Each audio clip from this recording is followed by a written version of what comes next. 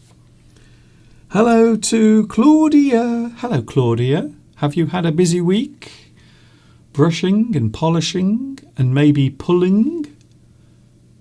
Do you pull many teeth out of people's heads these days? I have a feeling that dentists don't want to pull your teeth out unless it's absolutely necessary. Many years ago, dentists would just pull your teeth out all the time, whatever it was. They would just pull them out.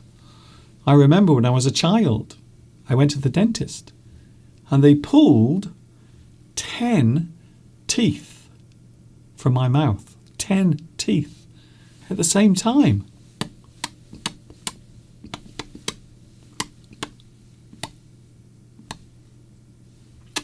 Was that 10? I think it was 10. 10 teeth at the same time. But I think these days, I don't think dentists like to take a person's teeth out. I don't think they like doing it anymore. Hello to Hell in person. Hello to you. Chien Phoenix is here. Hello, Chien. Chien Phoenix rising once again from the ashes to say hello. Nice to see you all here today. We are talking about traditions. So a few moments ago, I mentioned the tradition of having a sleep in the afternoon. There are certain countries, certain cultures that observe that tradition quite often. People will go to bed or have a sleep in the afternoon. And that is what we are talking about today. One of the things we are talking about today is the subject of tradition. Things that we often do, things that we feel obliged to do. The word oblige. We often use the word oblige if you feel as if you have to do something or something you feel you must do. So we think of tradition as something that is often done or observed. So that's what we're talking about today, traditions. There are many different traditions, and I think it's fair to say that from one country to another, those traditions will change. So maybe in one country there is a certain tradition that is followed or observed. And then maybe in another place there is a completely different tradition. So today we are going to look at some traditions with Mr. Steve and myself, and also you as well. We will also be looking at your own traditions that maybe you have in your country. So that is something I will be asking you about later on. I hope you will join us or stay with us until then. I really do. Also, we are talking about teams today. I don't think I've ever discussed this topic before, but I'm going to talk about teams. We often think, certainly in the workplace, we talk about teams. Quite often in a company, or maybe in an office environment, or maybe in sales, probably sales. Definitely. I think so. I'm pretty sure in sales you often have teams. So that's another thing we are talking about today. I hope you will stay with me. Oh, by the way, it is now starting to look like autumn. I was out yesterday walking around, and it is definitely starting to look like autumn has arrived. Now, there aren't many leaves on the ground. There are some, but not many. But you can see they have definitely started to fall, and some of the leaves on the trees have also started to change colour, but very slowly. I don't know what's happened this year. It's been a very strange year. But this year we've had very mild weather. Unseasonal. So even today it's quite warm. And I couldn't resist showing you a couple of views of the autumn weather as autumn slowly arrives. Isn't that lovely? One of the things I love about autumn is the sound of the leaves crunching under your feet. I love walking through leaves that have fallen from the trees. I don't know why. There's something really pleasant about that sound. Oh, hello, Mr. Pigeon. Did you see the pigeon then? So there it is, the scene at the moment here in England. And this was me yesterday having a little walk into town with Mr. Steve. And we had a nice afternoon in town yesterday. We went to our new favourite place to have a cup of tea. Well, in fact, we had a cup of coffee. This particular cafe in Much Wenlock does the most amazing coffee. They use one of those big machines that grinds and then makes the coffee. It presses the coffee, so all of that lovely coffee goodness comes out. I believe it's called tamping. Is that right? So when you squeeze the coffee, when you squeeze all of that coffee goodness and flavour, I think it's called tamping. You use pressure. I think so.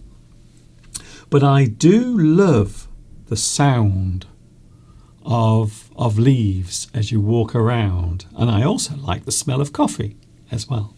Another person who loves the smell of coffee is Mr. Steve, and he will be with us in a few moments, right after we have watched one of my many lessons here on YouTube, one of my full English lessons. We will sit and watch this together, and then Mr. Steve will be here with us live in the studio.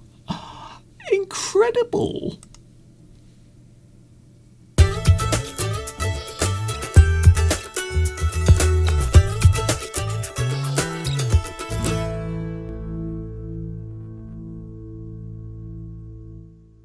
Oh, hello there. Welcome to another full English lesson with me, Mr. Duncan. I hope you are feeling good today. What is full English, I hear you ask? Full English can be about anything connected to the English language. New words, new expressions, new ways of using familiar words, perhaps.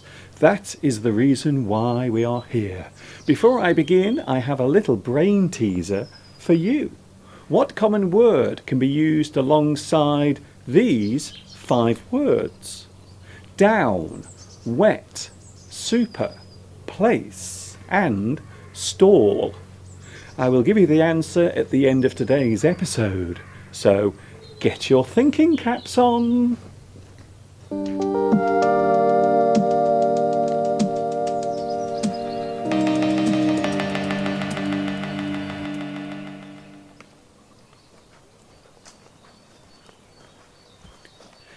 Here's an interesting phrase. Have you ever been in a situation where you've reached the point of no return? To be in a position where you find yourself unable to go back on something you have said or done is to be at the point of no return. A moment of anger or frustration might cause you to say or do something which you cannot go back on. It cannot be undone. There is no way back.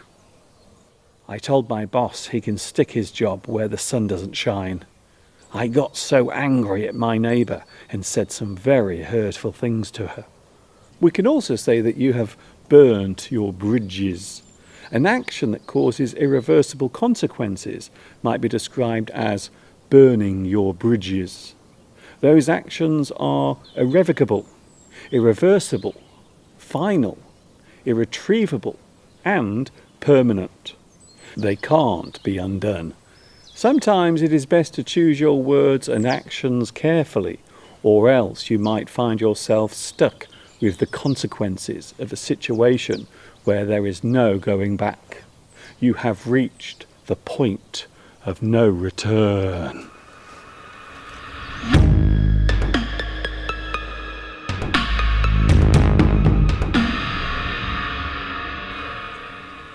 It's time to take a look at another buzzword. A buzzword is a word or phrase that is popular during a certain period or is often used. Today's buzzword is litigate. The word litigate is a verb that means to go ahead or proceed with legal action against someone. The action of litigation is the process of taking a person to court due to a perceived wrongdoing or in an attempt to receive payment for damages or some other form of recompense. The word lawsuit is often used when naming this action. You issue a lawsuit and you begin the process of litigation. We might also use the word sue when legal action is carried out against someone. Normally this involves the claiming of money for damages caused to a person's reputation or good name.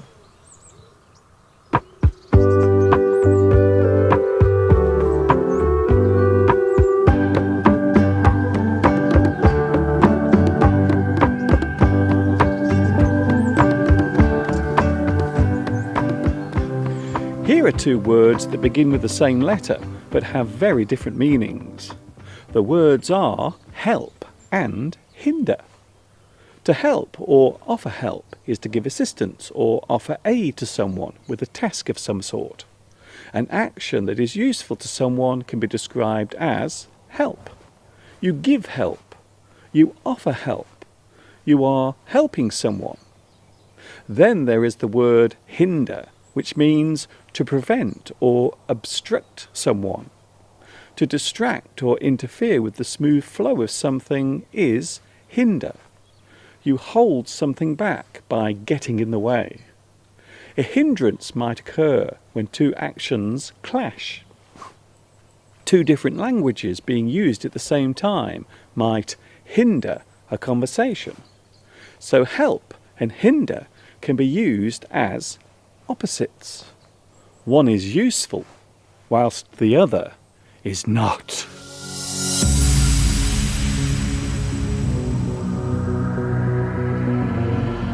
Can you see where I'm standing? I am behind bars. The bars on these railings are in the way. They are partially blocking my view and are preventing me from moving forward. Bars are often used as a safety measure. Gates and fences might have bars on them. Windows sometimes have bars so as to prevent break-ins, or in the case of prisons, break-outs. You can bar someone as an action.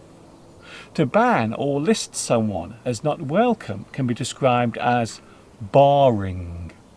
You might be barred from your local pub for bad behaviour. To be added to a list of people who are not allowed to enter a place or join a group is described as being barred. I have been barred from the local pub for fighting with the manager. Then there is the expression raise the bar, which refers to the standard or level of something being increased. The bar is used figuratively to show the expected standard of something. So by raising the bar, you are increasing the standard or difficulty of something. Of course, the opposite can also be true. It is possible to lower the bar when standards are being lowered.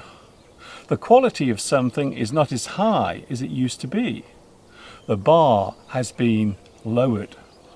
The phrase behind bars is often used to describe a person who is serving a prison sentence. They are literally behind bars.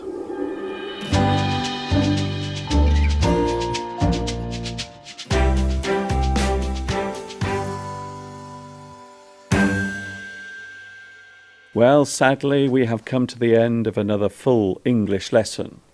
At the start of this video, I asked you to work out what common words can be used with each of the following words: down, wet, super, place, and stall. The answer is market. You can have down market, which means cheap with no frills. You can have wet market, which is a place where fish is sold. You can have supermarket, which is a large food retail store. You can have marketplace, which is an area where traders gather to sell their goods. And you can have market stall, which is a position where a trader will sell their goods from. I hope you have enjoyed today's full English lesson, and I hope also that you will join me very soon for another one. This is Mr. Duncan in the birthplace of English, that is of course England, saying thanks for watching, see you again soon, and of course,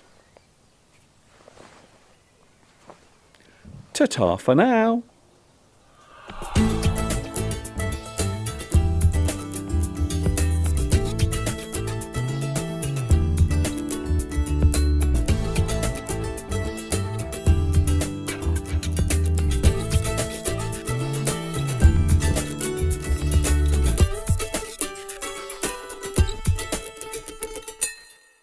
There it was, one of my later, much more recent full English lessons, and they are all available on my YouTube channel to watch as many times as you want.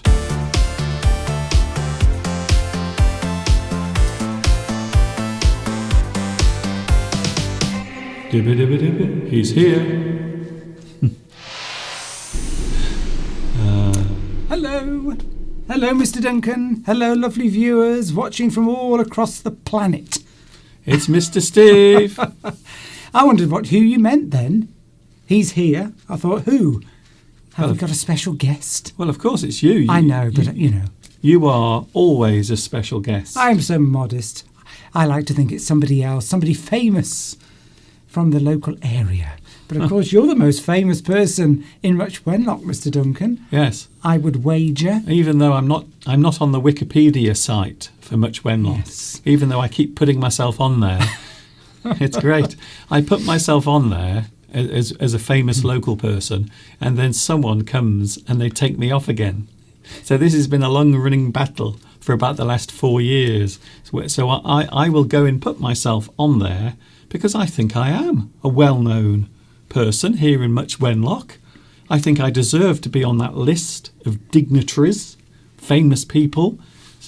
And every time I do it, someone else goes and they take me off again. What we need is for somebody maybe out there, to put Mr. Duncan on Wikipedia for Much Wenlock, and then it can't be taken down. Is that correct? Anyone can take it down.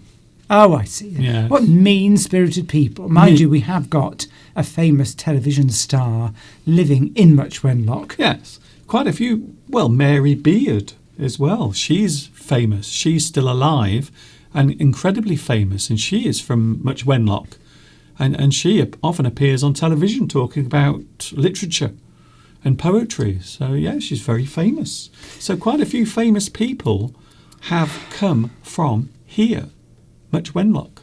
And you are, let's say you're the third most famous person. Yes. Let's say the third. Yes. I want to say first. Would I be the fourth? Probably not. No, I don't. I'm not sure what you're famous for. Maybe you are infamous. Maybe you're famous in your company. I'm infamous. By the way, we're talking about teams today, and this is something that Steve knows a lot about, talking about teamwork, being in a team. Some people are very good at working together, whilst others are not. I would say that I'm one of those. Well, I don't think we work very well together as a team. No. Anyway, we're not talking about the subject yet. Oh, okay. Before you launch I was into going it. to say, can I explain the word infamous first? Oh, okay. Because I think I mentioned that word. Somebody might want to know what it means. If you're famous, it means that everybody knows you. If you're infamous, it means you're known for something bad. You're known for something bad. Something you've done wrong. Something. Yes. And there are many infamous people. I can think of 3 infamous people. Hitler. Is that a good one? Yes. Hitler. Yeah, I think he's infamous. I think a lot of people know that he did bad things. Another one. Attila the Hun. Attila the Hun. He was a really angry guy. So anybody that lots of people know about, but it's because they've done a bad thing. We say they're infamous. Or, infamous. Yes, that's it. Right, so that's that one. And luckily with Stalin, says Tomek, yes. Yes. Exactly, yes. There's lots of infamous people. But you tend to use it as a joke when you say to people, if somebody says, somebody's talking about themselves, you tend to use it as a joke with people. Oh, you're infamous, you are. You might have done something bad at work. It doesn't have to be somebody who's done something really very bad. No. You could have done something bad at work. No. You might be known for always having accidents. No. It doesn't have to be genocide. No, it doesn't have to be genocide. It can be something that is a bit of a joke at work. Say you're always tripping up and falling over, or you're always breaking the IT systems or something. Oh, you're infamous, you are. Oh. You're always breaking the computer systems. Everybody knows about you in all the different offices. Maybe they're just always late. You can be infamous for a certain thing. And maybe you didn't know that people were sort of talking about you in the background. And then somebody says, oh, you're infamous, you are, because you're known for something that's probably not that good. No. And we did name some earlier. We did name some of those people. Yeah, so it's normally pretty horrible people. It's usually said in a bit of a jokey way. Yes. Okay. Anyway, we're talking about traditions as well, and there are many traditions. By the way, can I say Happy Mother's Day to Argentina? Because in Argentina today it is Mother's Day. Right. Because it's often celebrated at different times of the year. So we celebrate our Mother's Day earlier in the year, don't we? I think it's around April. Yes. And then in some countries it's much later. For example, October in Argentina. Yes. So hello to all the mothers watching in Argentina today. And I've got a tradition, Mr. Duncan. Mr. Duncan? Yes, Mr. Duncan. That's me. Your name. That's me. A tradition now is you doing a live stream on a Sunday. Yes, I suppose so. A tradition. Yeah, this is a sort of tradition, I suppose. And we're going to look at many words. There are many words that you can use, many words and many ways of expressing things that are seen as traditions. I feel you want to say something, Steve. Did you say we're talking about teams as well? We are talking about teams. Well, you see, there we go. That Tomek's revealing his, I think, what he does for a living, because nobody would use the phrase, there is no I in team. I don't think, unless they were involved in sort of sales or something to do with that, because it's sort of drummed in. I think we do know what Tomek does. He has revealed to us before. There is no I in team, but there is me. Yes. No one ever notices that. Yes. They always say there's no I in team, but there is me in team. Yes. M-E. It's in there. Check it. Have a look now. Me is in team. You can blow that one straight out of the water. So what are we talking about first? Teams or what was the other subject? I've forgotten already, Mr. Duncan. Traditions. Traditions. Well, look at the screen. Which one? There's so many. I don't know which one to look at. It's just a wall of screens in front of us. Steve gets very easily confused. And distracted. Traditions. We are looking at traditions, first of all. Words, phrases, ways of describing or expressing traditions. Traditions are things that are done at certain times or for certain reasons. I would say that was a fair enough explanation of what traditions are. A certain custom or event with significance is a tradition. So it can be something that a lot of people observe at a certain time of year or during a certain period of time. These traditions can be small or large, casual or grandiose. Oh, I like that word. Something grandiose is something extravagant, opulent.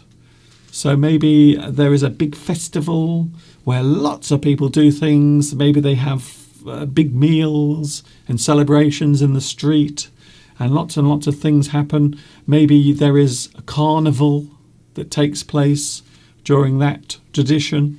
So these traditions can be small or large, casual or grandiose. Yes, grandiose, grand. So lots of people are dressing up in maybe uniforms and their finest clothes. Maybe like going to Ascot. It's quite a famous horse racing event. It would be grandiose because everybody would dress up. If you went to the Queen's Garden Party, which we're expecting an invite one day for our services to English, then we might get invited to the Queen's Garden Party, and that would be grandiose because we would dress up in our finest clothes. I've been to quite a few Queen's garden parties. Really? That doesn't surprise me, Mr. Duncan. Well, that's another story.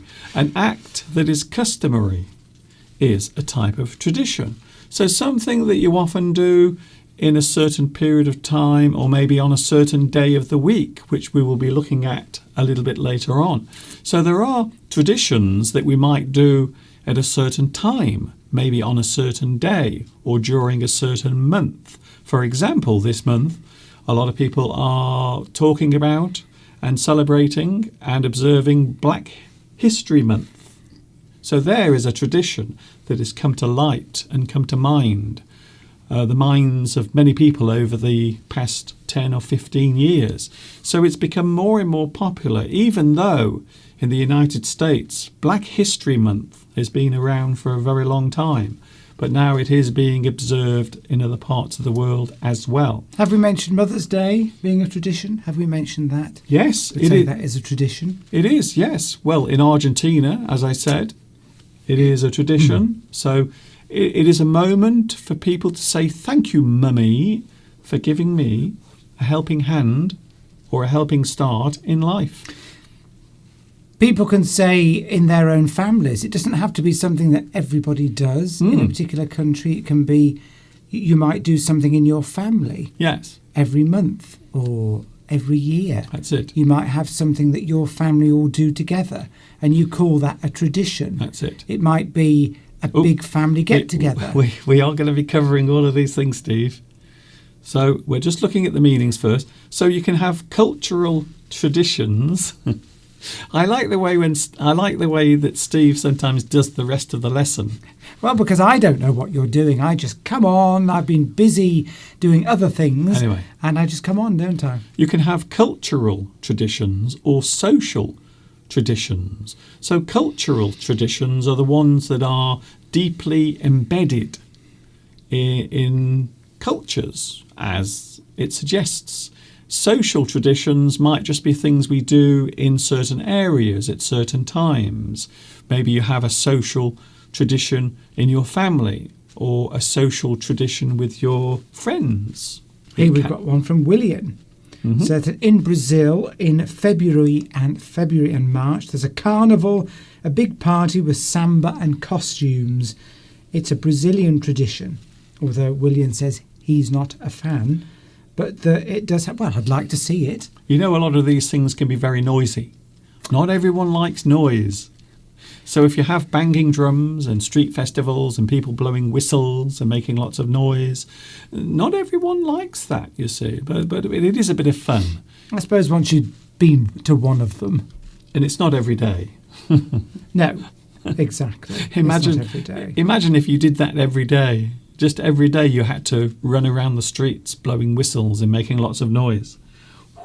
That would be a lot of headaches. Here's another way of looking at traditions. Well, traditions, as you mentioned earlier, Steve, can be related to family time.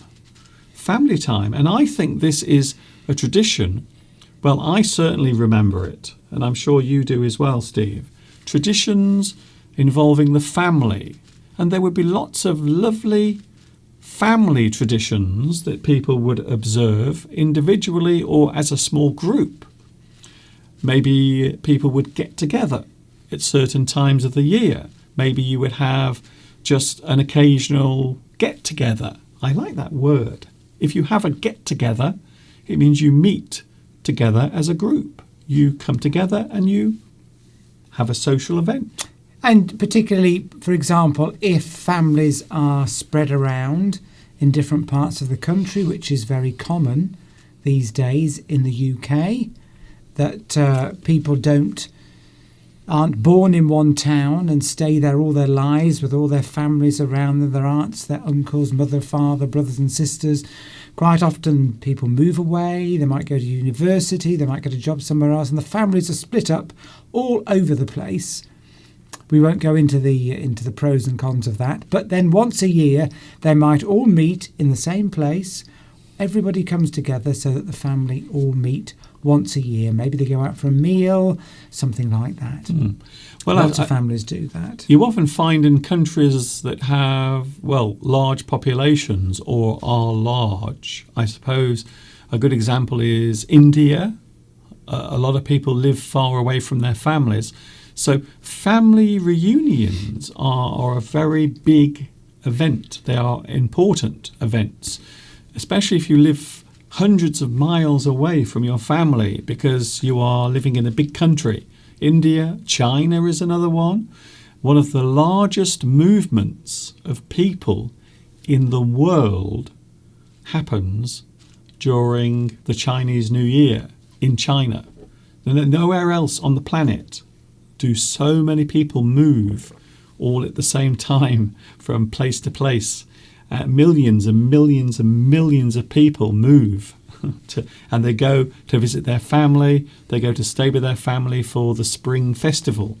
Because China is so large and people live hundreds, sometimes maybe 1,000 miles away from their family, and they have to spend 3 or 4 days going back home. Can you imagine spending 3 or 4 days travelling back home, maybe on a train or in a car? Oh my goodness, I couldn't do that. I could not do that. But yes, family time. And I suppose the simplest form, Steve, would be just sitting with your family on any normal day. Sunday lunch. Yes, we're talking about that in a moment. There's a song, if anybody has ever seen the show Fiddler on the Roof, which is a well-known musical. There is a song in that called Tradition. And that's because I don't think there's many songs about traditions, but that's one. And it's quite a well-known song, and it's talking about different traditions, I think within the Jewish community in this particular context in that show. But yes, worth listening to that if you like show songs, which of course I do, having appeared in so many. Not that one though. I was going to appear in Fiddler on the Roof, but then the show was cancelled. It was a big disappointment to me because I've always wanted to do that show. Much to the relief of many people. Never mind. Right, okay. So family time can be just sitting down with your family, and I think this is one tradition that doesn't really happen anymore. Well, look, Beatrice says here, pizza on Saturday night with family or friends is one of the traditions that Beatrice does. There we go. So that's good. Yes, please tell us if you've got sort of family traditions, things that you do. Yes. On a regular basis, could be every week, once a month, once a year. Just let us know. We'd like to know.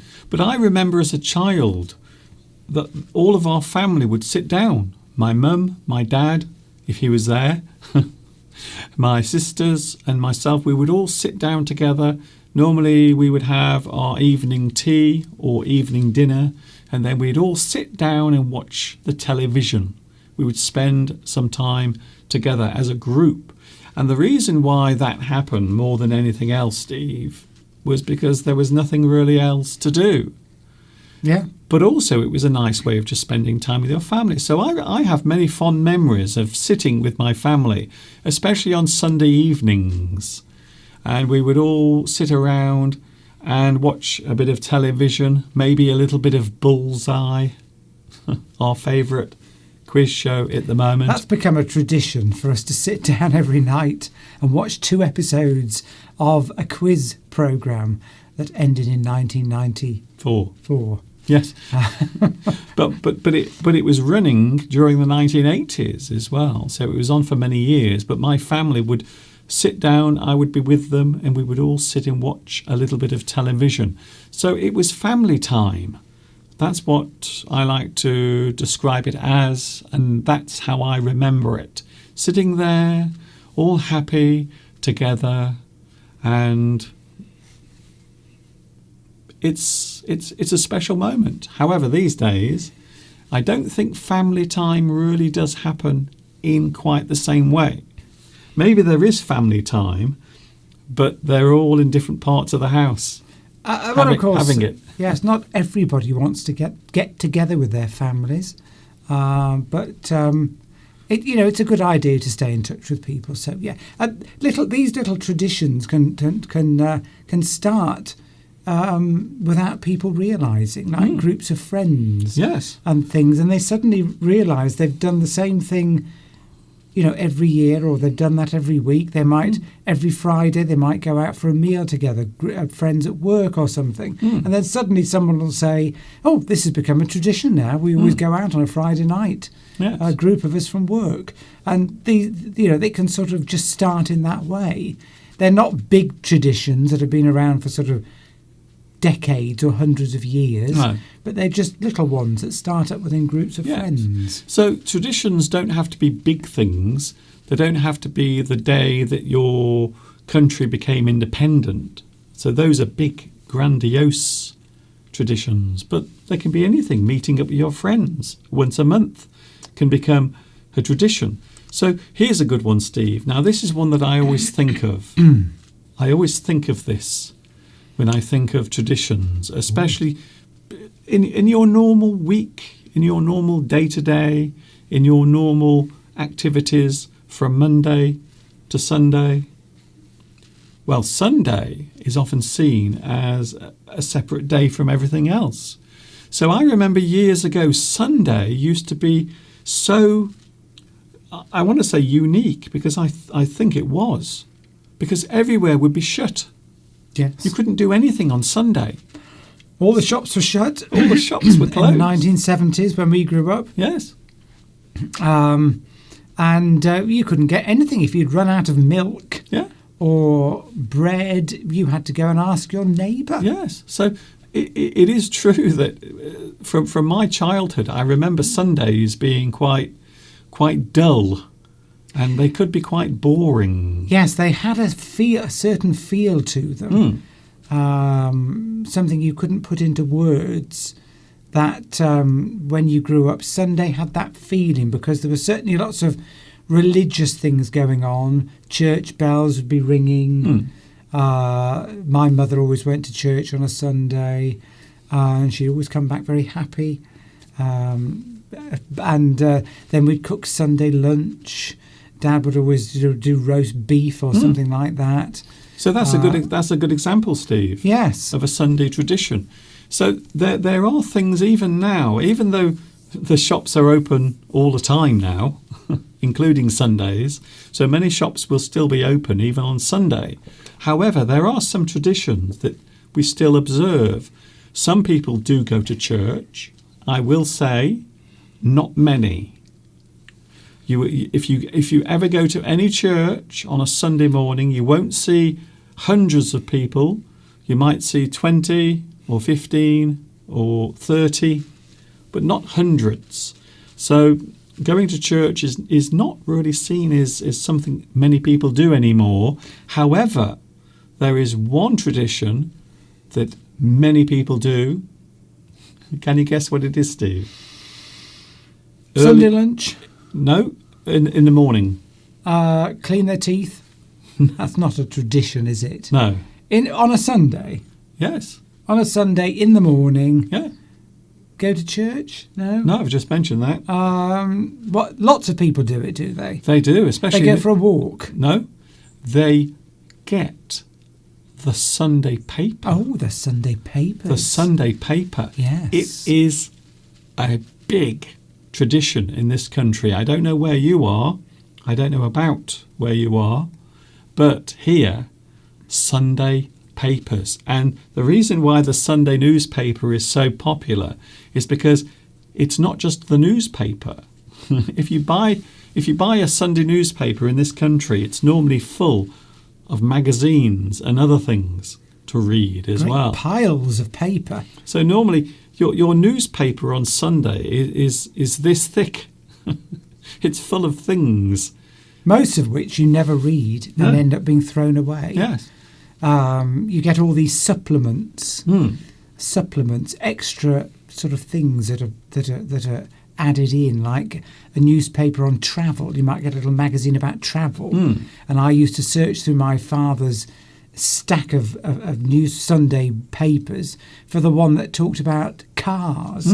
There was always a separate piece that talked about cars, the latest cars, or road testing things. So our Sunday Food newspaper, and drink.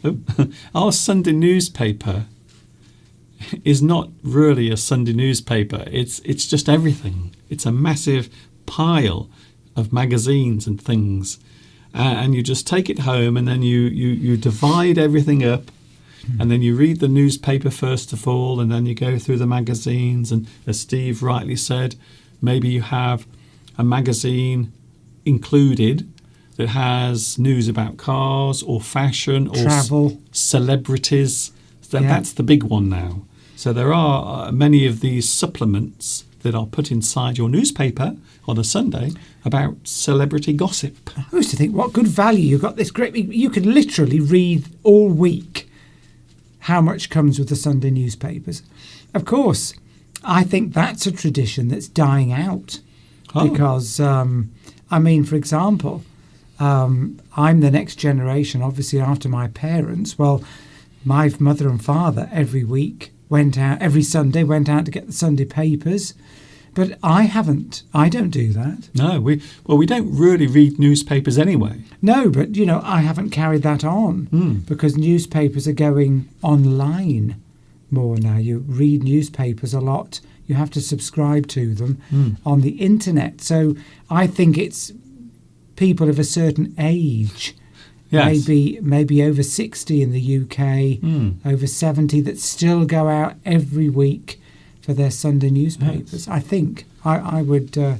I don't know anybody of my age or younger that still goes out and buys a Sunday newspaper. Even my mother stopped doing it now. You will be surprised, Steve, if you go to a newsagent at 8:30 or 9 o'clock in the morning, you will find people literally fighting over the Sunday newspapers. But not as much as they used to. Not as much. Everybody bought us a newspaper when we were growing up. But yes. I think if we did go there, we'd easily win the fight because, most of them would be quite elderly. Yes. And we'd easily be able to push them out of the way.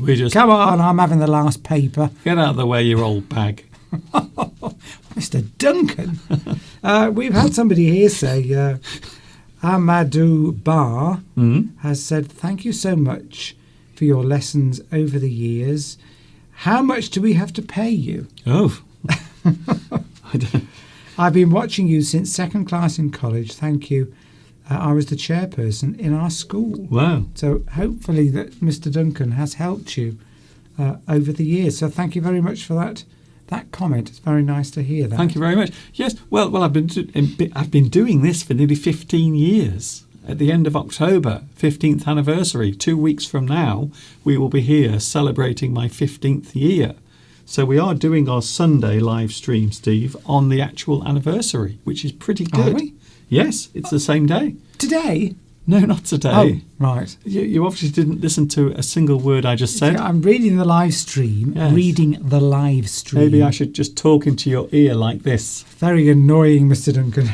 Yes. Vitas has asked me specifically a question, which I'm sure you would be able to answer.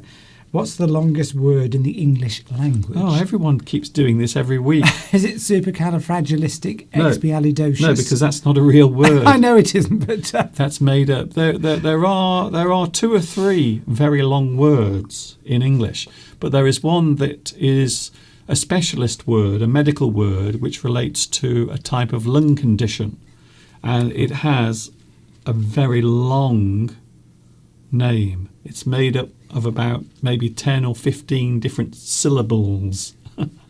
But it's really long, and I'm not going to try and pronounce it. And it doesn't mean I don't know about English if I can't pronounce it. So, there. But it is long. Belarusia. Look it up. It's the internet, for goodness sake. Belarusia. Just Google the bloody thing. Yes, just Google it.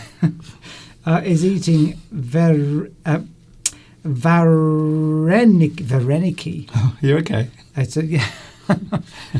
It's a tradition for me not to be able to pronounce words that people put on the live stream. For a moment, I thought you were having a stroke. Thank you. It's a traditional dish, a Belarusian dish. Pasta, mashed potatoes, fried onions and bacon. Ooh. You had me at mashed potatoes. That's it, exactly. Just mashed potatoes would have been enough for Mr. Duncan. If it involves mashed potatoes, I am there. Count me in. Well, that's another tradition, isn't it? Food. Lots of traditions around food. In the UK, it's turkey at Christmas. Not so much in America. I think they have turkey at Thanksgiving, don't they? Don't sure what they do at Christmas. Maybe they have turkey. Anyway. But yes, food. A lot of food-related ones. We're digressing. And of course, it's making people hungry already. Another tradition that we have in this country, and you might have them where you are as well. So these might be different depending on where you are in the world. Bank holiday. So yes. This is a tradition that I remember for all of my life. I can't think of a time when there wasn't a bank holiday. So your bank holidays would be a public holiday, and it would allow people to celebrate normally religious festivals. So that's how the whole thing came about. So people wanted to have their own special day or their own special holiday, and of course the word holiday derives from holy day, which is a day when you would have a rest and you would be able to go to church and pray to your God and say, please don't smite me. Inaki says the in Spain, the tradition for Christmas night dinner is arguments. Well, that we can all relate to that. When families come together, I mean, Christmas can be very stressful. Yes. It's all the preparation leading up to it, making sure you've got all the food, having to fit work in around that. It's very stressful. And then, of course, somebody might say something during the Christmas meal, yes. And then there's big arguments. In fact, there was a big argument in our family years and years ago when I was a young child. Now I'm interested. Yes, I thought you would be. Come on. When I was a young child, apparently, my brother... Your brother? My father... You have a brother? My father... Maybe you do. It's you. Maybe that's what the row was about. Well, yes. Finding out you had a brother. Well, there's probably do have in various countries. I mean, your father was a sailor. Well, exactly. I've probably got relations all over the world. A woman in every port. Yes. But anyway. Surrounded by seamen. But Mr. Duncan. What? But yes, I mean, I could well have, brothers and sisters, half brothers and sisters all over the world. There could be little Mr. Steves everywhere around the world. So if you're, in a port somewhere, in a seaside place where you have a big port, so if you see somebody who's bald. If you have a brother that looks like this, there is a good chance that maybe, at some point.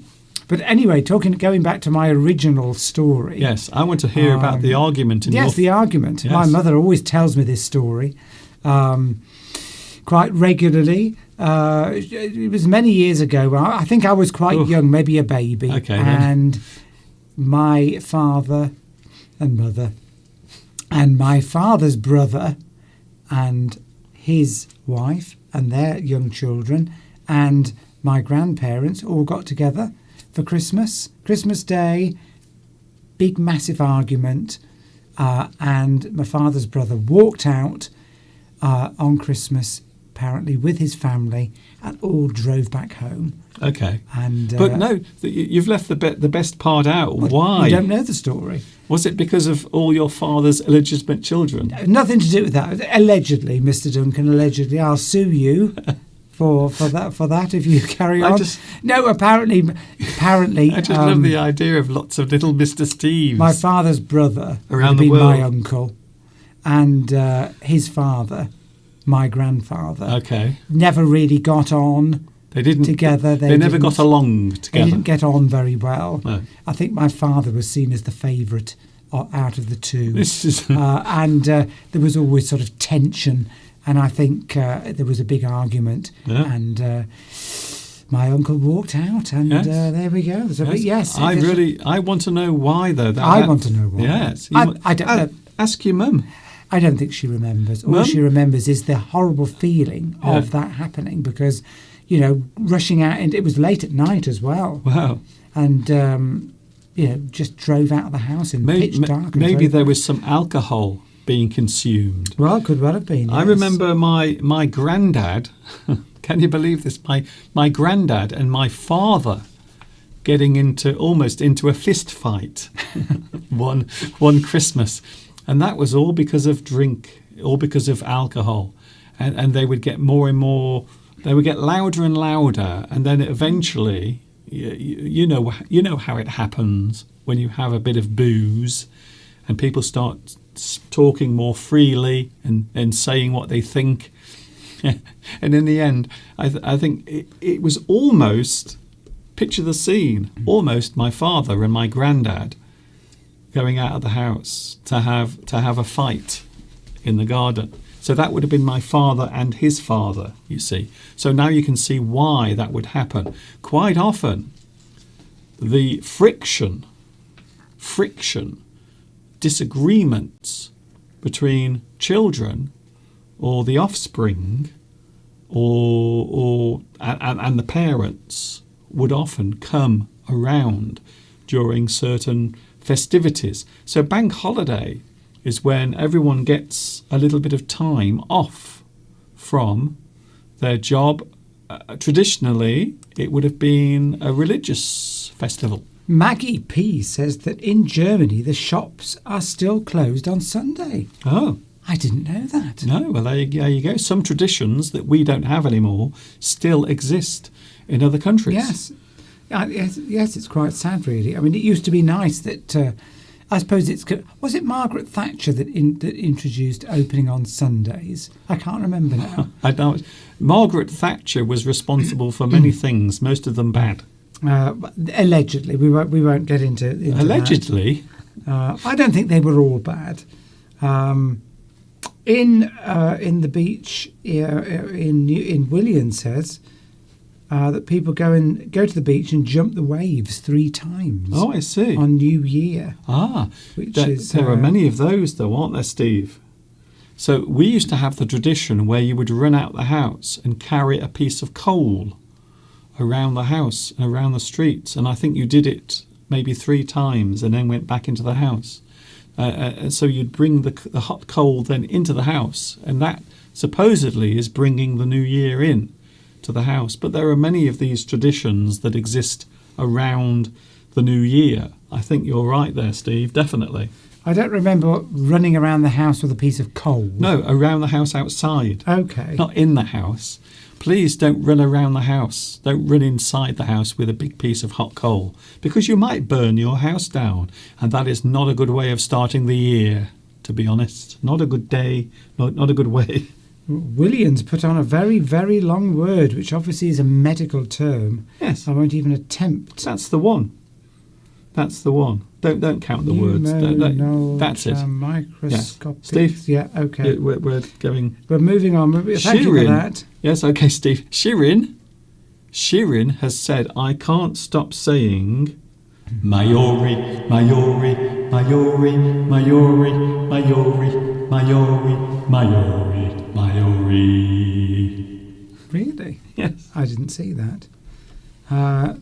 In Georgia, says Monica, we used to eat mashed corn with cheese. Oh, now that Sounds quite nice. cheese with corn.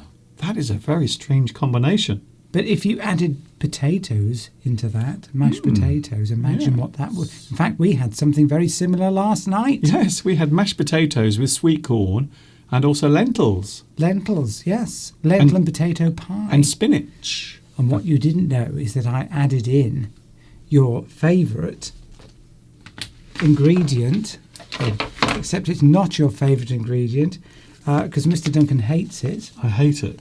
I hate it. Oh, it wasn't that disgusting stuff that looks like tiny eggs. I've added in some I think you pronounce it quinoa. Oh.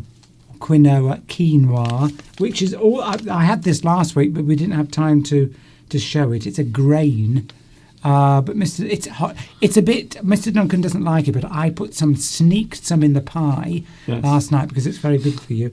And this comes all the way from Peru. Yeah. So is anybody watching from Peru? We've got your quinoa in our house. Quinoa? I think it's pronounced quinoa. It's disgusting. It's very posh. If you say you eat quinoa in the UK, people think, oh, how terribly cultured of you, posh. Okay. This is really moving away from what we're talking. We've got a whole other subject to talk about. We have, that's right, yes. Yes. Anybody watching from Peru? Okay. Now, what's that? Now, this will be a test, Mr. Duncan. Will it? Yes, no, let's forget about it because I'll be talking about something I know nothing about. I'll get everything wrong. Well, then I'll look stupid. That's just a normal week, isn't it? Nobody's noticed, by the way. You're not very observant today. What's the difference between me doing this? Hello, everybody. Well, don't make it too obvious. And me doing this. You should have just let it go on its own. Well, nobody's noticed. I haven't got my red pen. Yes. I swapped it for a black one. Okay. Anyway, Steve. Really, this is so dull and boring. Here we go. It might be to you.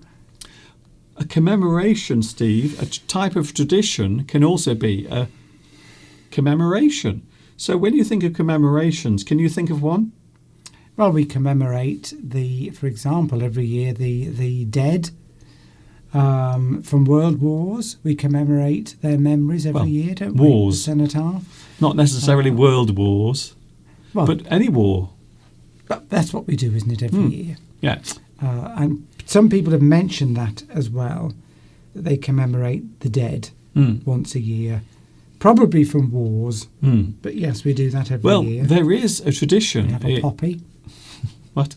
There is a tradition in Asian countries where people remember their dead relatives, and they call it tomb sweeping. So they call it Tomb Sweeping Festival. I think it happens in Japan and also in China. I'm not sure about other Asian countries, but there I know.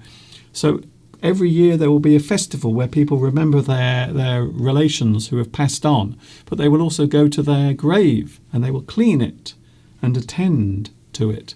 In China they call it tomb sweeping.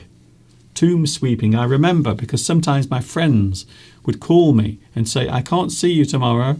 I'm going to sweep my grandmother's tomb. Really? Yes. And I just thought, what? That's not a phrase. That's not a sentence you would normally expect to hear. It's showing respect for your dead relatives. Look at that. Maggie P is cooking right now with quinoa. Quinoa? Yes. Anaki says it's a first-class protein. Yes, it is. There's not many vegetable proteins that have a good balance of all the amino acids that you need. So meat, like chicken, animal protein is very high in all the essential amino acids that you need. But normally something like rice or lentils aren't very good quality, whereas quinoa is virtually identical to meat. I'm starting to think that Mr. Steve has shares. No, I don't. In a quinoa company. Tuzika says it's a bit expensive. It is, but it's come down dramatically in price. Okay. Actually, over the last... Right, okay. Is it cheaper than oil? I can't believe Maggie P's cooking with it right now. Is it cheaper than oil? Or petrol? Yes. Commemorations. So quite often around the world there are different commemorations remembering a certain event, maybe a certain tragedy, maybe a certain change, maybe a certain law or something else changed during a period of time. So the commemoration can be just remembering something that happened. Did you know there is a Joan of Arc festival in France? Really? They have a festival where people all gather together and they dress up like Joan of Arc. And they have a big festival there. I'm sure Lewis Yes. and I think Oim as well, and I think Willian as well. Maybe they can tell us. Yes. There is a Joan of Arc festival, and everyone gathers together and they dress up like Joan of Arc. Is that true? Is that a real thing? Or did I just imagine it in my brain? Maybe it was once, but not so much now, maybe. I did see Tomek Tomek was joking that he was in Peru. Oh. But he's since retracted the comment. But it's too late because I saw it. Very good. So commemorations are a type of tradition, I suppose. So, for example, here's a tradition that we have here. Normally the summer months are lovely and bright. If you're lucky, you will have sunshine during British summer months. And quite often we will have a summer fete. Fete. So you can see the word there, fete. We can also say festival or fair. And people will gather together. They will sell cakes and food. And there will be lots of games to play. We have one here, don't we, in Much Wenlock? We do. In fact, a couple of years ago, we were there live at the local summer fair in Much Wenlock. And we were there live doing a live stream. Church fetes are very common as well. You have a church fete where normally they're trying to raise money for the church. So they might be selling old clothes. Somebody might make some cakes or jam. There might be some fun little things to do as well, a tombola. There might be a raffle where you've got prizes and you pay so much money for a ticket, and then hopefully you get the winning ticket and then you can pick one of the prizes. Yes, fetes are often used to raise money, aren't they, for churches? Yes. So quite often there is some charity involved, and maybe there is some money being raised for good causes. So we do have summer fetes here. Apparently the largest festival in the world is in Brazil. That must be the one that William was referring to earlier. Lots of noise, lots of colour, lots of drums beating away with that wonderful. And as you know, if you are a regular viewer, you will know that I love that sort of music, Latin American music, sort of because of my opening music that I play during the countdown. So I love that sort of music. It really makes you feel like, Steve, it makes you feel like moving like this. Yes, exactly. Yes, so it's a nice bit of samba or calypso music. Yes, and just the fun of everything, everybody dressing up. We don't really have them here. We have the, what's that one they have in London every year? The Carnival. I can't remember what it's called now. Gay Pride? No, not that one. I wasn't thinking of that one. Like a Caribbean sort of festival they have every year in London. What, you mean Notting Hill? Notting Hill Carnival. Notting Hill. They have that every year, and that looks like a load of fun. I've never been to it, but... None of these things are happening at the moment for 2 years. So there are no fetes, no festivals. A lot of things have not been happening for obvious reasons. Harvest Festival. Here's another one, Steve, a tradition. Many years ago, it used to be a very big thing. I remember growing up at my school, we would celebrate the Harvest Festival. Yes. Everyone would bring little pieces of food or cans of food. And then we would leave it at the school, and then that would be donated to someone, a local cause or a local charity. So Harvest Festival, traditionally, again, religious. It was all based on religion. So you were basically getting together and saying, thank you, God, for allowing us, once again, to have some lovely, nice corn to eat. Well, of course, in America, they call it Thanksgiving. They're thanking, and then giving to the poor in society. Giving, because that's what we used to do, isn't it?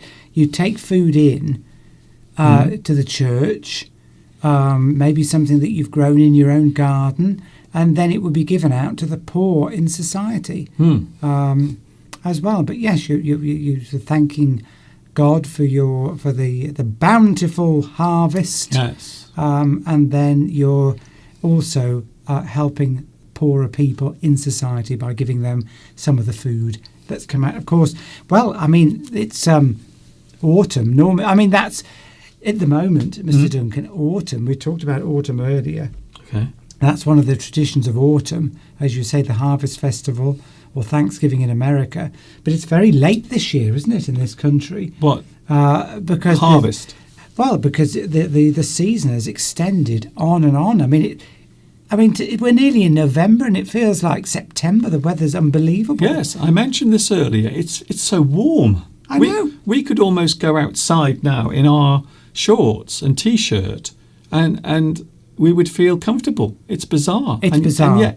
And yet November is just 2 weeks away. And yet the leaves are still on the trees. Normally they've gone off the deciduous trees. The leaves have fallen off. But it's nearly November and they're still there. On most of the trees that only just started to turn their normal sort of shades of autumn colours. But you'd normally expect that in end of September, beginning of... I think it's gone on for an extra month. We've had an extra month of summer weather. Yeah. Well, the strange thing was, in September, we had more heat and longer days of sunshine than in August. So September was more like summer than August was. Very strange, but we are still having lovely mild weather, as you can see behind with our live view as the birds fly by. Do we celebrate St. John's Night? Says Anarchy. Oh. The shortest night of the year. Well, yes, that is the summer... I'm going to reveal my ignorance and say I've never heard of St. John's Night. No. Well, we have one coming up soon. In November, we have a little tradition, Guy Fawkes Night. Yes. Bonfire night. Ooh, yes, that's a good one, Mr. Duncan. On the 5th of November, where people get together and we commemorate the failure of Guy Fawkes and his co-conspirators of blowing up. They tried to blow up the Houses of Parliament. And that is a tradition that we hold on to. We do. Now, that can't remember what year that is. We should know. Yes. But just don't draw attention to it.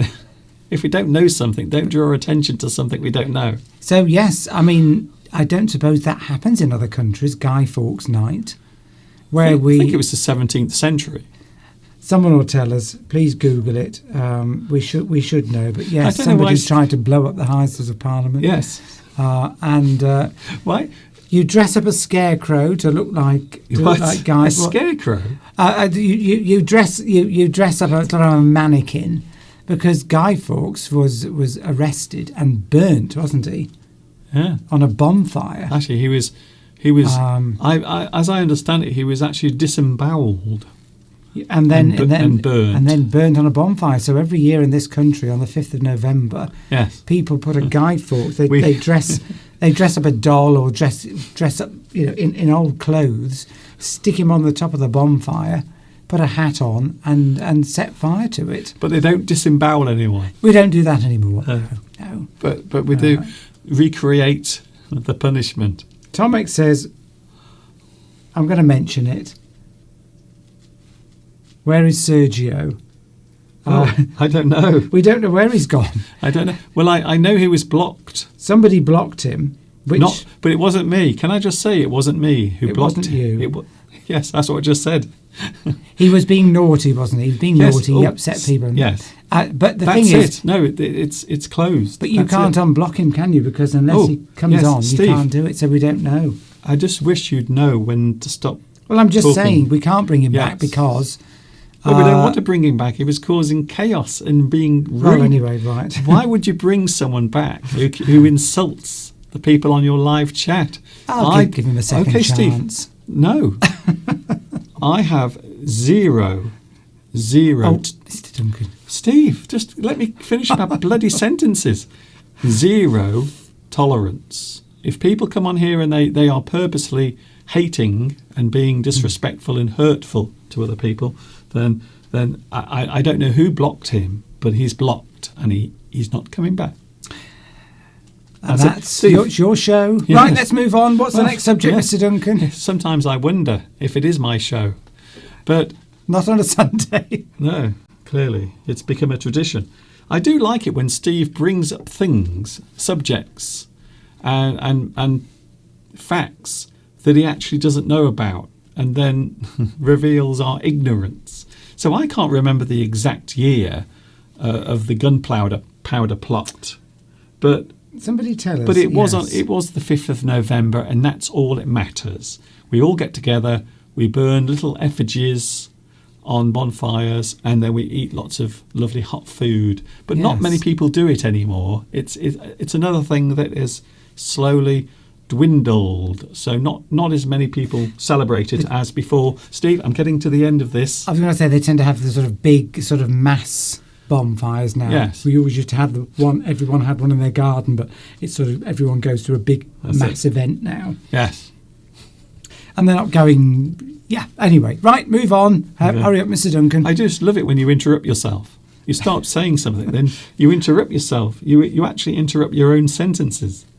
I've never met anyone that does that, by the way. Oh dear.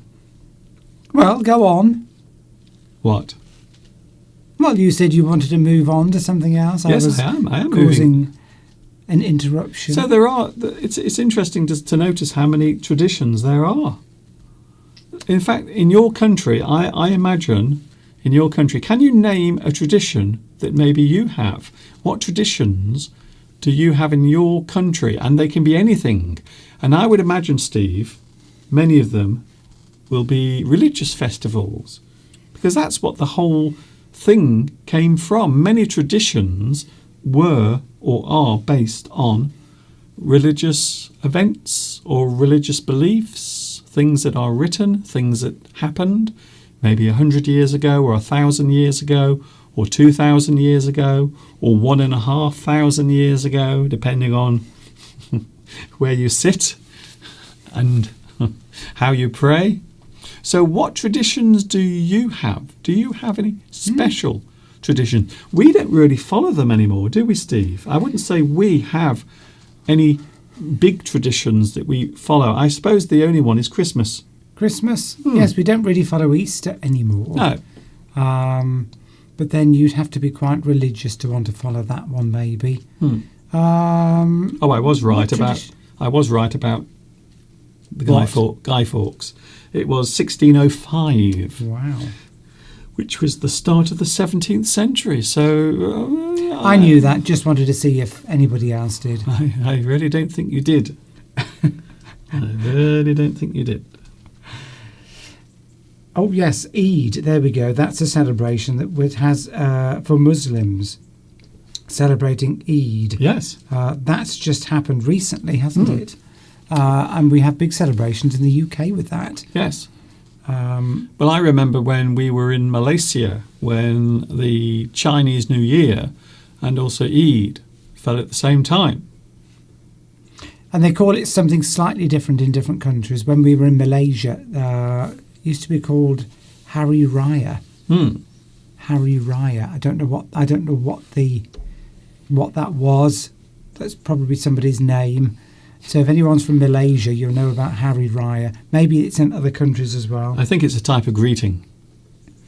Yes, Eid is right after Ramadan. Then we have Diwali as well, the Festival of Lights. That's right. That one also observed in this country. You will find many people put small lights in their windows around the country during that time. Around the what? Country. I thought you said the gum tree. The country, yes. No, unfortunately, that was my asthma, you see. My asthma just kicked in there. But thanks, Steve. Thanks. It's the food. I want to be invited to one of these festivals because the food must be amazing.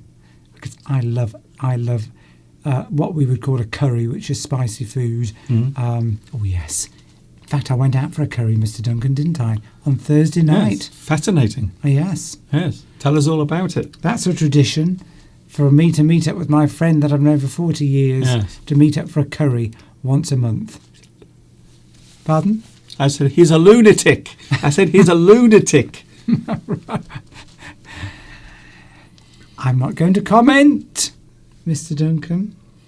Yes, we know it's Mother's Day, Alfredo. Yes, in Argentina.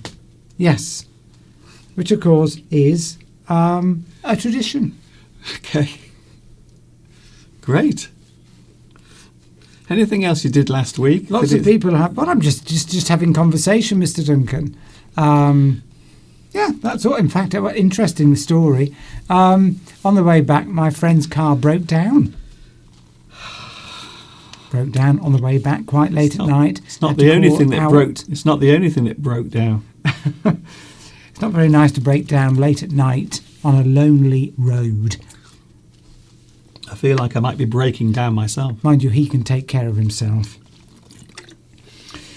St. Martin's Day in Italy. Nobody else will. During this day, people celebrate the autumn, drinking the new wine and eating good food. Oh, I like the sound of that, Laura. The one thing I love about religion is quite often there's lots of lovely food involved. Yes. I would like to sign up to all the religions that exist in the world and then go along to all of the festivals. Just pretend. Just for the food.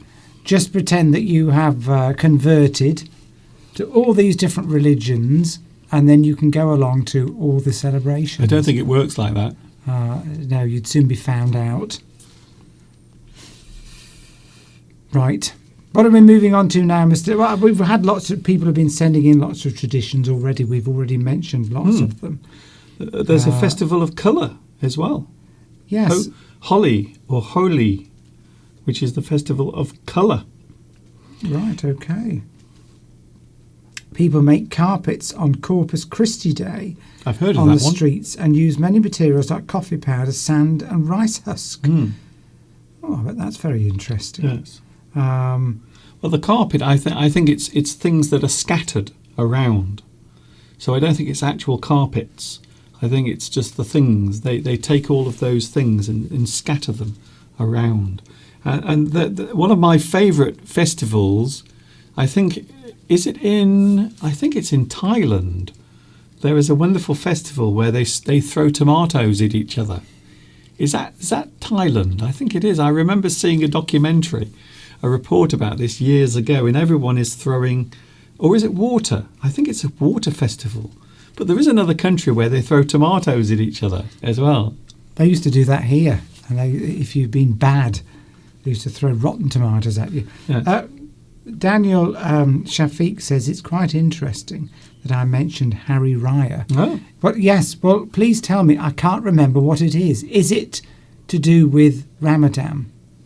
I think it is. It's not a person. Ramadan. It's definitely not a person. Yeah, so please tell me exactly what that is, because I can't remember. All I used to know is that used to happen in Malaysia, because when we were there, they would often be celebrating it if it coincided when we were there at the time. And there was so much food. Oh, yes, Nashad says, do you celebrate Halloween in the UK? Not as much as we used to. However, in the United States, Halloween is celebrated and observed quite often and a lot. However, there is a lesson, by the way. This is a good chance for me to mention one of my lessons that I did all about Halloween. But here in this country, it's not such a big thing. It has become more commercial, but I wouldn't say that it is as popular as in the United States. They love Halloween, but they like anything that allows you to dress up and decorate your house and drink lots of alcohol. I don't think that's... Anyway, yes, I mean, we never used to celebrate it here. I mean, when we grew up, when I was growing up in the 1960s, 70s, we didn't really celebrate Halloween. It sort of has come from America.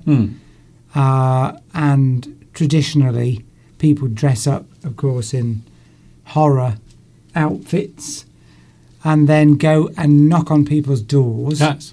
and the children, But ask for sweets. Well, once again, it's a religious festival. That's it. Yeah, Halloween stems from All Hallows Eve, which was the belief that ghosts and the undead or the dead would rise again and their spirits would float around. And it's all connected to religion and paganism. And then it was moved and stolen by other people to stop people from celebrating. That's why Christmas is in December. It's one of the reasons why we have Christmas at that time of year, to annoy all of the pagans. It's true. Look it up. I think we don't celebrate Palmyra. We don't celebrate anything on the 4th of November. On the 5th of November, that's Guy Fawkes Night. That's what we celebrate. And it used to be lovely. I used to like going to, particularly, I used to love Guy Fawkes Night because it was November, so it was always cold, sort of wet. Mum would make gingerbread men. Yeah. She would always make gingerbread men, which is a sort of like a biscuit. Yeah. Pressed into the shape of like a bear, isn't it? I think. A bear. Yes. Oh no. Or was it into? Yes. Used to make the pastry and then press out, and it would sort of a metal mould. A gingerbread man is a bear. I'm getting it wrong, of course. And it's just shaped into a person about that big. Yes. Well, with arms and legs. Yes. And but not necessarily a man, because that's sexist. You'd have to call it a gingerbread person now. No, well, not even person. Not even person. They might, you've got to be careful. A gingerbread figure. Yes. Of indeterminate sex. Gender. Not sex. You don't use the word sex. Okay. You wouldn't survive a second, by the way. I'm so glad that you're not on social media all the time, because they would come round and they would drag your carcass along the road. I'd be cancelled straight away. I wouldn't be on the television for more than 10 minutes. You would be cancelled before you even started. But yes, Mum always had. It was like a ginger biscuit, gingerbread bears into the shape of a human figure. Yeah, which I presume was representing. Maybe Guy Fawkes, I don't know. But she'd bake those in the oven, and we'd always have baked potatoes. Are you sure it wasn't baked bears? Baked potatoes, so Dad would put the baked potatoes in the bonfire. They'd cook in the bonfire. Then we'd put butter and salt on them. And you have to be careful, though, because when you build the bonfire, you normally build the bonfire sort of a week or two in advance. Oh, sorry. Are you still talking? So you get your old twigs and branches and things as high as you can possibly go, very high. But of course, what happens is in those week or 2 weeks after you've made the bonfire, all the hedgehogs think that's a good place to go and hibernate. Okay. So you have to check first before you light the fire. Maybe the occasional tramp. And of course, you have, so it's food, baked potatoes and gingerbread men. Yes. Gingerbread bears. Persons. Gingerbread bears. Shaped humans. Can we say human now? Can we still use the phrase human to describe somebody? It's got man in it. Oh dear. It's not Hugh. It's now a Hugh person. Oh. It's Hugh person. The world's gone mad. Or Homo sapien. Are you a Homo sapien? I've been described. It's been other words have been used to describe me in that way. We're a couple of more derogatory. We are words. A couple of Homo sapiens. We are exactly, and so we'd have the bonfire, and then we'd have fireworks, of course. Yes. Oh my God. Are you replaying this in real time? Well, I thought you wanted me. I thought we were sort of, we've got about 18 minutes left. I thought you hadn't got anything else to do. I've got another bloody subject. Oh, I didn't know that. I thought you wanted me to vamp. Just carry on talking. I wanted you to shut up. Fond memories, but usually damp, cold, and wet. We have a whole other subject about teams. Do you remember? Do you remember what I said when you first arrived? Vaguely. Oh my God! It's like having a day out with your granddad. Nashad says that they just watch horror movies. And of course, there are lots of horror films Yes. set around Yes. Halloween. Halloween. If you go out in the street at night on Halloween, you will be grabbed by the ghoulies Yes. or the ghosts. Oh dear. Oh, bears. Gingerbread bears. All right, Mr. Duncan, What? you don't have to draw attention to But my failing memory. I just don't. I don't even know where did you get that from? I don't know. Well, you can have gingerbread bears. Where? Gingerbread men, look it up. Why? I don't. Well, come on then, Mr. Duncan, move on to your next subject. You keep saying you want to move on to the next subject, teams. I'm still completely blown away by your. Well, you know what my brain's like when I'm live. I can only do so much.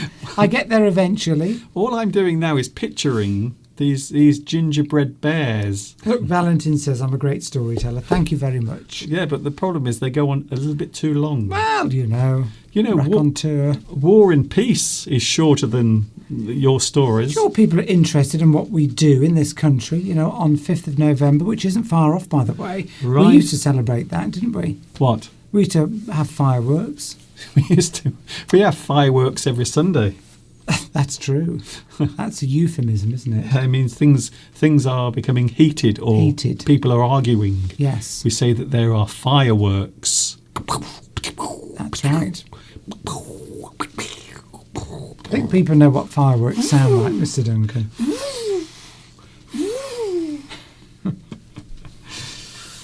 What? Oh, right. Come on then, teams. Someone said that our thumbnail today makes us look like sex offenders. I don't know what they mean. Right. I haven't seen it. I'll have a look later. I'll show you later. I don't think it does. How It's a rude. tradition for me to sneeze on your live streams, and I I can think- feel one coming on. Steve is now going to sneeze. Are I'm you? allergic to you. That's Think- what it is. Think of not sneezing. If you think of not sneezing. Oh, you My okay? nose is itching. I'm trying to suppress. Shall I call a doctor? sneeze. Shall I call a doctor or a priest? If you press there, it can very often stop Yeah. the sneeze. I've heard if you It's put worked. a polythene bag over your head and then tie it here, that can also stop you from sneezing Thank you very much, Mr. Duncan. and everything else. Anyway, we are talking now about teamwork. And Are we? Finally. I'm trying to. Here we go. Teamwork. Now, I think this is something. I've done this for you, by the way. Why? Because I think this is. Why? You're asking me why. Sorry. But Sometimes, what- one week I am going to cry. I'm going to burst into tears. Teamwork. So you work with a company, and you work as part of a team as well. Yes. These are things that I feel you should know already. I don't know why. I pretend that Okay. I'm working in a team. I'm Yeah. actually just working by myself. Yes, but we often use the word team in various ways, including team building. And I think in many companies, especially where you have a lot of employees working in a similar field, and by that I mean sales. So I suppose sales, you would often have teams. Yes, because the companies think, and they're probably right, that if they can get people working together, sharing ideas, sharing best practice, then you will get more results that way. So, I mean, I think it probably does work. I think Tomic probably works in an industry where teams are important. I'm getting the impression from the comments that he's made earlier and from in the past. Okay. And it wears me down a bit, Mr. Yes. Duncan, how the companies are constantly trying to force us, our little local sales team of about 6-7 of us. This is a very interesting way of handing in your resignation. No, but I think they go over the top. I think they do it too much. They're always having social events or bonding where you have to sort of, climb ropes or do something together to overcome some obstacle in the middle of a forest somewhere or something or beat somebody the other team in some other game, because they think that if you all bond together, then you'll phone each other up and share best practice on how you did that. Yes. And that'll move things forward. I'm not sure that how much effect it really does have, because I think ultimately, particularly if you're in sales, you always want to beat other people. So you're always going to keep something back for yourself, some little nugget of truth, some little way in to the customer that you don't want to share with somebody else, because ultimately you want to be numero uno in the sales chart. Numero Uno. uno. Numero uno, which I think is what I said, number one. It wasn't. Numero uno, number one. Numo. The head cheese, Umero. head honcho. Numero numo is nothing. Number one is probably Italian. It's numero uno. Yes, that's what I said, Mr. Duncan. It was not. It's exactly what I said. It was not what you said. It's Yes. almost as bad as gingerbread bears. Maybe we've started. But what I actually wanted, Steve, was the meaning of team building, not a diatribe about it. So Well, you said you'd done it for me. yes, what? No, See, it's a tradition for us to argue on the live streams. the subject is teamwork, which I did Yes. for you. I didn't do the team building for you. So team building is normally when you gather your colleagues or people that work for you together and you want them to bond together. So normally you give them activities, some of the activities that Steve very helpfully mentioned. So it's building not only the team, but I would say also it is building a sense of trust as well. And here's I love this, Steve. There is no I in team. Yes. I think Tomek mentioned this earlier. He did. Yes, that is a well-worn phrase. Yes, well used. Well used or well-worn. Everybody says it. There is no I in team. But, Meaning? as I said earlier, look, there is me, M-E. So you have me in team, even though there is no I. And the reason why we say that is because there is no individual person in a group or team. So everyone works together. There is no one singular individual who stands out. You all work together as a team. However, I've noticed that there is the word me in team. Very clever, Mr. Duncan. By the way, when we go to visit Lewis in Paris, which we will do one day, we will not ask to go and see the Eiffel Tower, because Lewis says that when people come to Paris, the first thing they want to see is the Eiffel Tower, so you have to go up with them. Don't worry. No, I was disappointed. We won't go up the Eiffel. We won't ask to go up the Eiffel Tower. No, we won't. Okay. Because well, first of all, it's surrounded by glass now at the bottom. You can't get near it. There's a long queue. We don't like queues, so anything involving a queue we won't be interested in. Well, there is a reason, you see, because everyone has to go through metal detectors. That's right. And they have to strip down to their underpants. And they have to have body cavity searches. I think you're exaggerating. We have to make sure that you don't have any explosives hidden inside your bum. Abdul is watching from Malaysia. Hello, Abdul. So we did ask earlier, because I mentioned the phrase or term Hari Raya celebration. So maybe Abdul, because we have been to Malaysia. I don't know if you were on earlier when I mentioned this, because we were talking about traditions and celebrations, and the end of Ramadan being one of them. And yes, I couldn't remember because we got friends in Malaysia. They said they were celebrating Hari Raya, and I couldn't remember. Does that just mean the normal tradition? Is it another word for Ramadan? Please let me know. I'd like to know. But yes, back to Teams. I'm divulging into something else. Divulging. You're divulging. Yes, sidetracking into something else. I think my blood sugar's dropping. I think you mean diverting. Yes. No. Divulging. Divulging. Yes, that means I reveal something. Yes. As a bit of information that maybe other people didn't know. My blood sugar's dropping, Mr. Duncan. You better hurry up. Yep. We've only got 5 minutes, Okay, 6 minutes. Steve, all right. Teams. Montmartre. Yes, I love that. You will Can find take us there.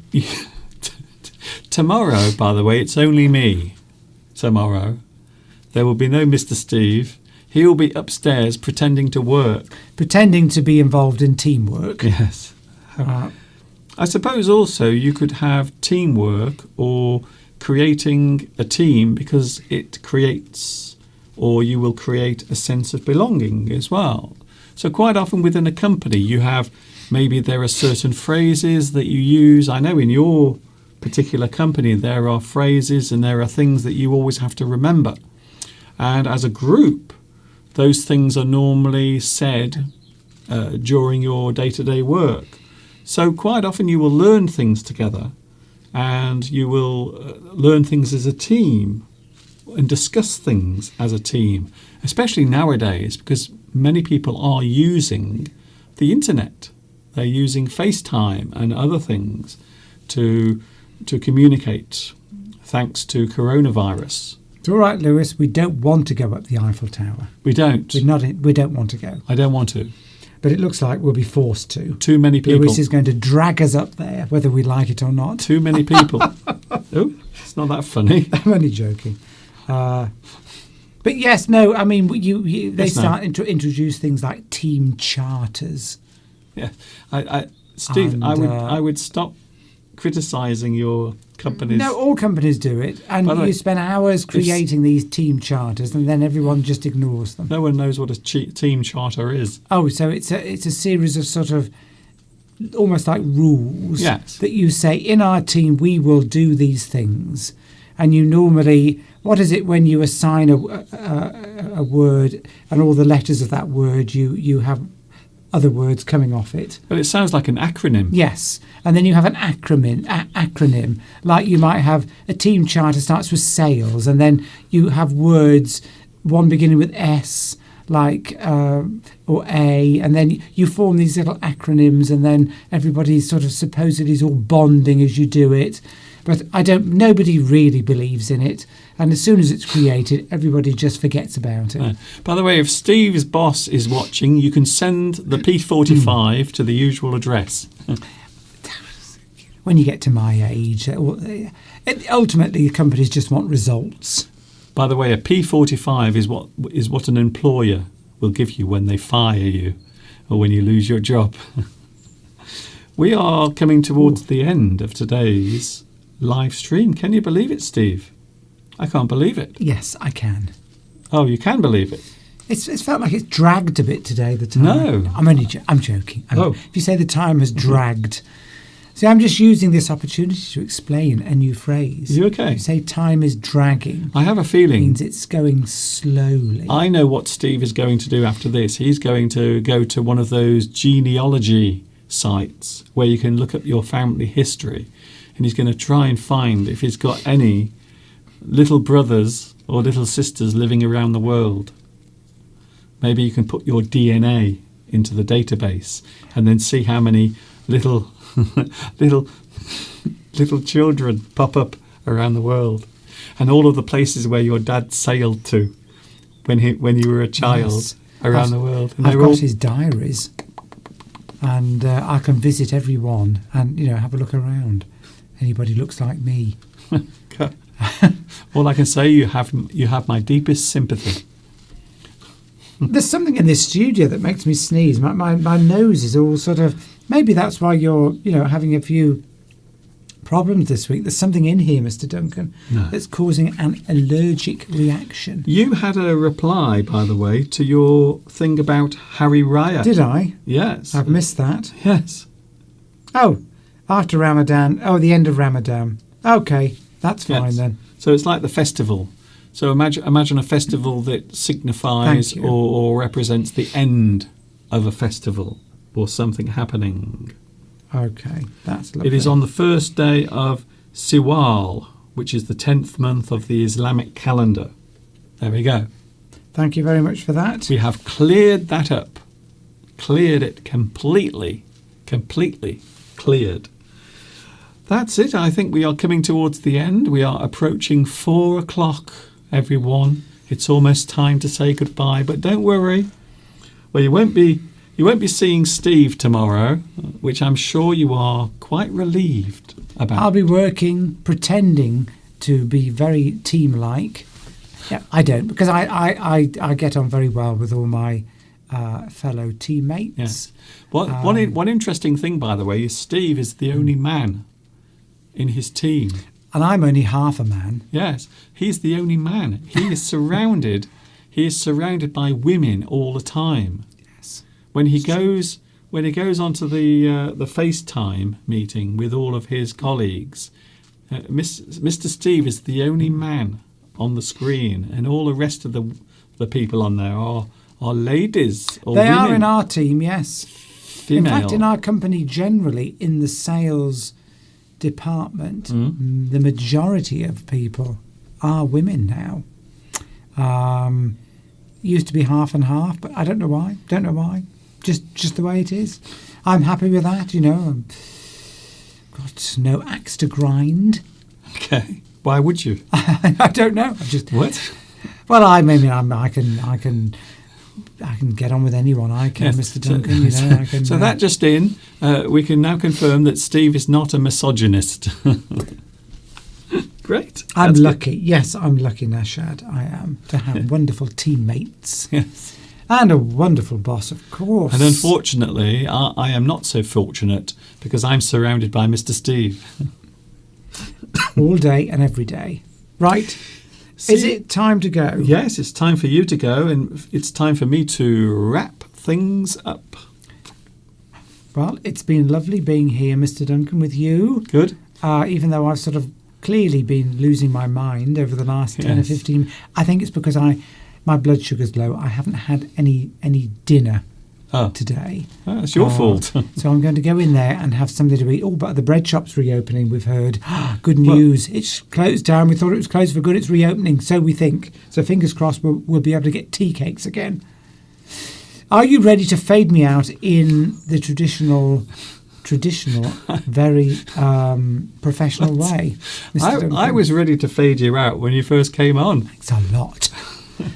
Bye, everyone, and see you again next week. You've got Mr. Duncan with you for the rest of the week, and I hope you all have a lovely week and learn some new English words.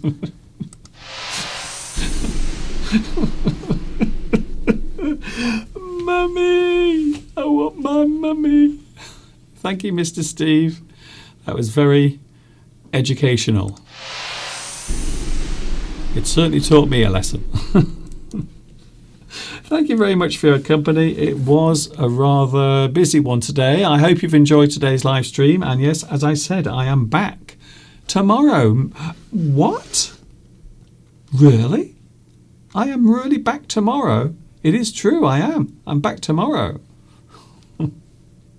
Just in case you don't believe me, look at this. See you tomorrow at 2 p.m. UK time, it says there on the screen. And my screen never lies. See you tomorrow from 2 p.m. UK time is when I'm with you. And I'm with you from Monday to Friday as well. Thank you very much for your company. I hope you've enjoyed the last 2 hours. You'll be pleased to hear that it is over. It's coming to an end. Don't worry. You can now carry on with your normal day. Thanks for watching. See you tomorrow, 2 p.m. UK time is when I am back with you. And I hope you have a good Sunday. I hope you have a good rest of this day. Enjoy it. Keep that smile on your face as you walk around amongst the human race. Have a lovely time. And of course, until the next time we meet here on YouTube, you know what's coming next. Yes, you do.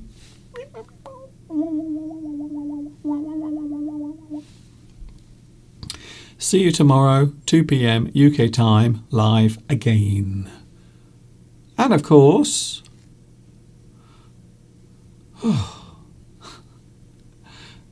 I'm off to the kitchen to make some gingerbread bears. I will ask Mr. Steve how to make them. Ta-ta for now.